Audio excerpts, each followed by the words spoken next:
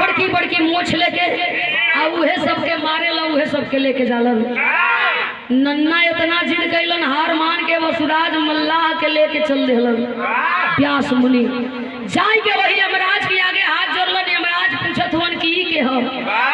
व्यास मुनि हंसे लगल, कहले हमर नन्ना हुआ, मरल ना चाहत हुआ।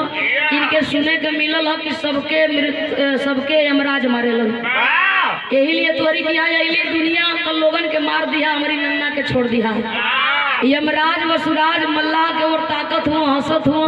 व्यास मुनि के समझा के एक बात कलन। का कलन मास्टर? अरे व्यास मुनि, तू कहीं ना कहीं गलत सुनले पड़ा कि यमराज लोगन के मारेलन। यमराज केहू के ना मारेलन। बतावत कहवन कि अरे ई त हउए ना हमरी हाथे का खेल। अरे हम तो खाली होमगार्ड हई, ये बंदूक टांग के या यही जेल खड़ा रहिला।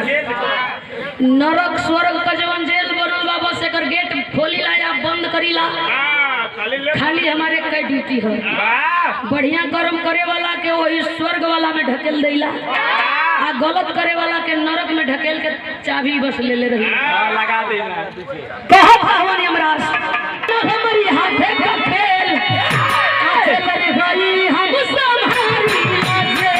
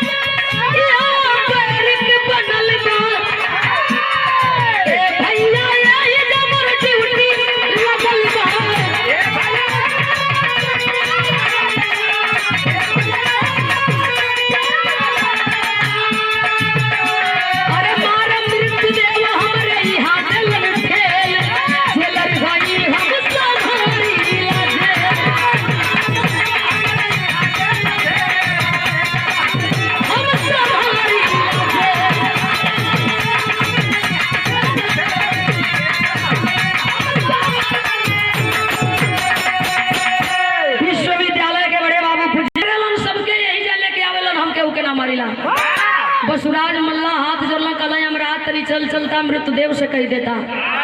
व्यास मुनि आगे आगे पीछे पीछे, यमराज उनके पीछे वसुराज।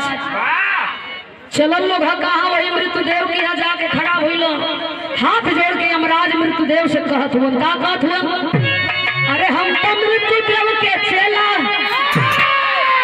आई है रोज लगावे लन मेला, खेला ही नहीं के बंदे।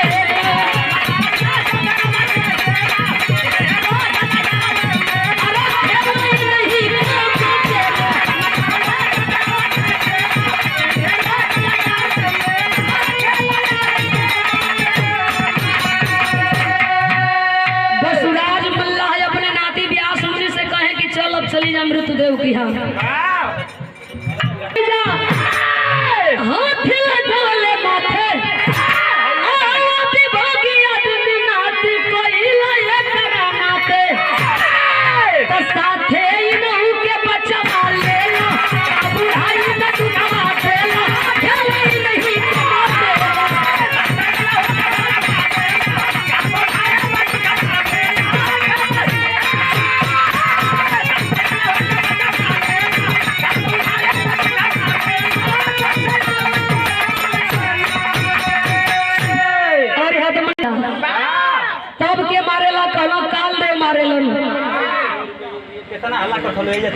मृतदेव यमराज और व्यास मुनि के वसुराज मल्लाह वही काल देव के यहाँ पहुंच गए। पोपट के लाइन में कहल गई का अरे पूरी करत मन्ना हमारा नन्ना का आखारी के फेंका पहुंच गई का हमारे नन्ना के।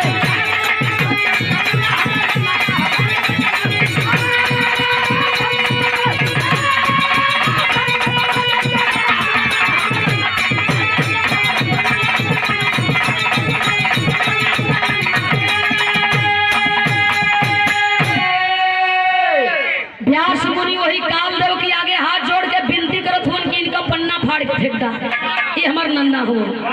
केहू कलसिया देखे नन्ना हतर हतर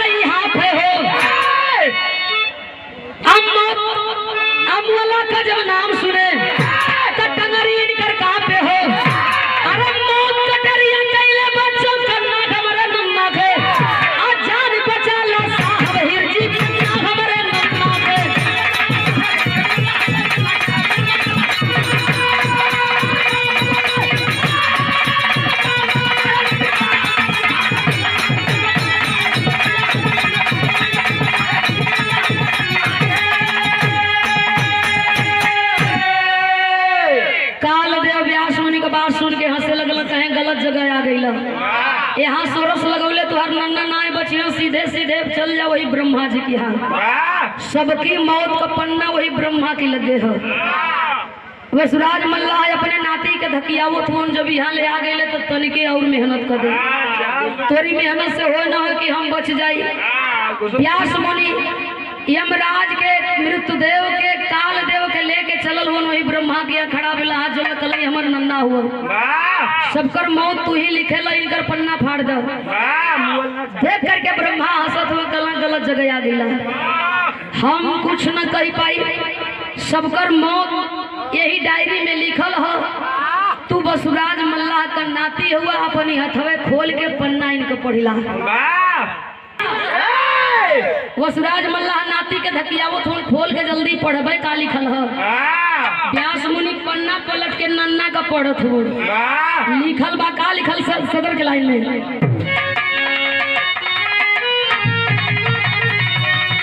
इहे लिखल बा, अरे प्यासी यमराज मृत्यु देव यही है संघवा।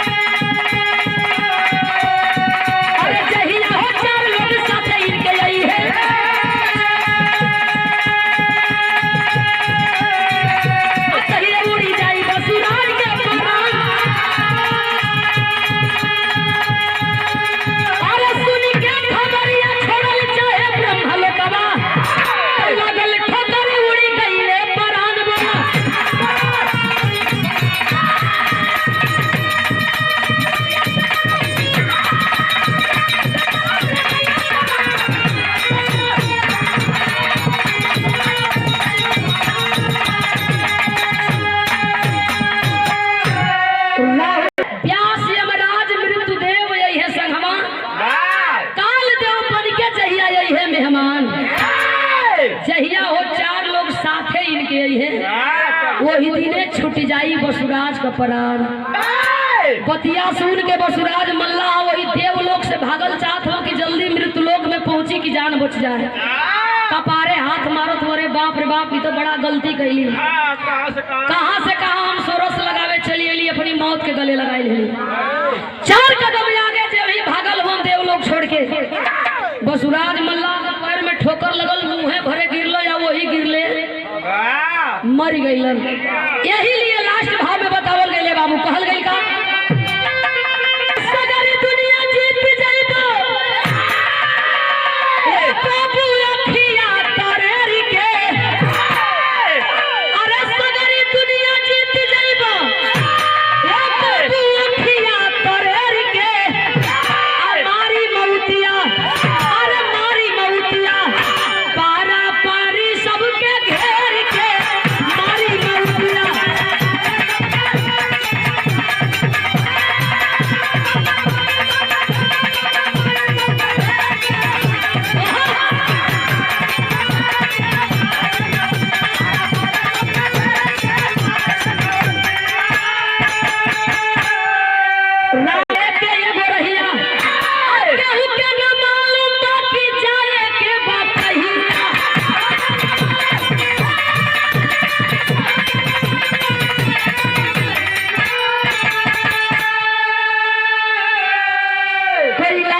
चतुराई विधि के लेख मीठ न जाई। वसुराज मल्लाह का चतुराई भुला गई, वही देवलोक में मरी गई। मौत केहू के छोड़ी ना है बाबू, चहेट के मारी। सबके एक के राही बोलल बा, सबके जाए के बा। कहल जाला कि शमशान घाट सब मने बराबर, शान मने घमंड, घाट मने जहाँ हमके आपके बोर के बुता जाए के हो, वही का नाम शमशान घाट पड़ल। जहाँ जाते जाते राजा रंग फकीर एक समान हो जालन। चिन्ह नहीं पैबो राख देख के कि हई राजा कहो या हई गरीबे कहो। यही लिए तो कहल गई सबके बनल बा जाए के ये गोरहिया, आके के न मालूम बा कि जाए के बा कहिया।